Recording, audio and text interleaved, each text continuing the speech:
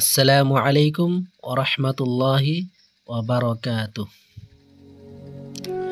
ভাই ও বন্ধু সকল, আজকে আমরা যে বিষয় নিয়ে পড়ব সেটা হয়েছে গোসল ও তায়াম্মুমের ফরজ কয়টি এবং কি কি। আমরা প্রথমে পড়ব গোসলের ফরজ। ভাই ও বন্ধু সকল, গোসল কি কি কারণে ফরজ হয় সেটা প্রথমে আমাদের জানতে হবে।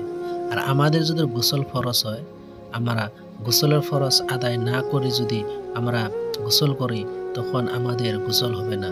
আর গোসল না হইলে আমাদের শরীর পাক হবে না। আর যদি শরীর পাক না হয় তখন আমাদের কোনো ইবাদতে আল্লাহ তাআলার দরবারে কবুল হবে না। গোসলের ফরজ তিনটি। নাম্বার 1, ভালোভাবে কুলি করা। নাম্বার 2, নাকের ভিতর নরম জায়গায় পানি পৌঁছানো।